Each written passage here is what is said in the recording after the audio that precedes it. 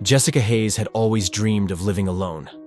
After 2 years of cramped dorm life, she finally found a cozy, affordable apartment near her university. It was an old building, the kind with creaky wooden floors and antique fixtures, but she liked its character. The previous tenant had left behind an enormous ornate mirror in the bedroom, its golden frame curling with intricate floral patterns.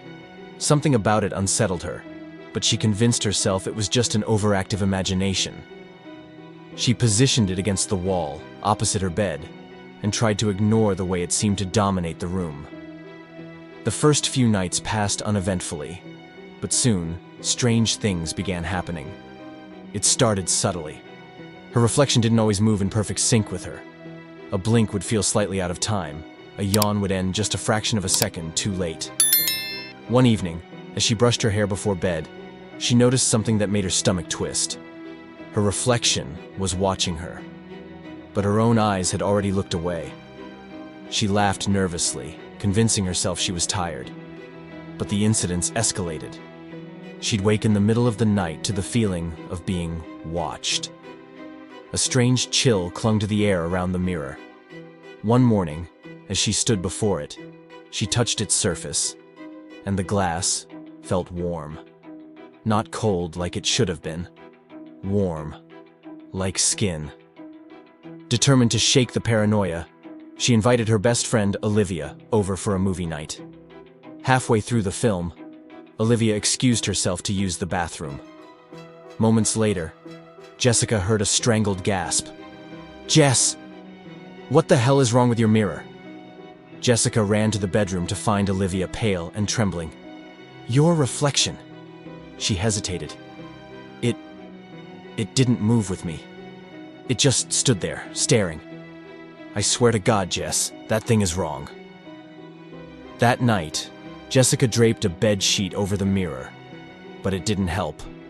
She woke up in the middle of the night to a sound. A soft, rhythmic tapping. Her breath caught as she turned toward the covered mirror.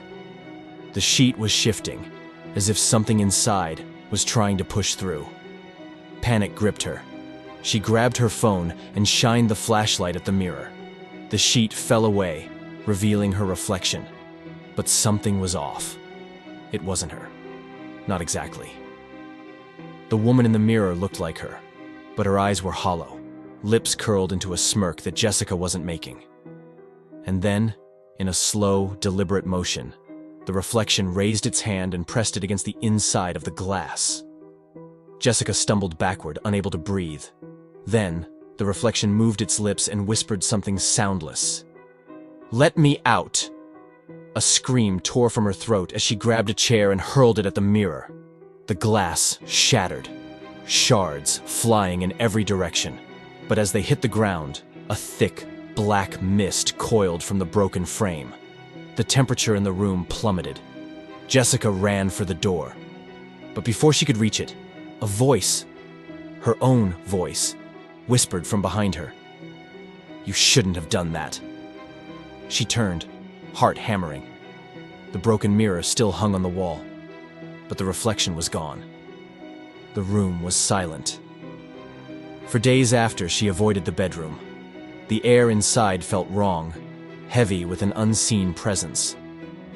Eventually, she hired someone to remove the mirror. The man who picked it up eyed it warily. "Where'd you get this?" he asked. "It was here when I moved in," she said. "Why?" He hesitated before answering.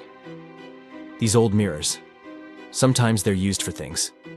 Rituals. You ever hear of a psychomantium?" She shook her head. "It's a mirror used to talk to the dead, or let them talk back." Jessica shivered.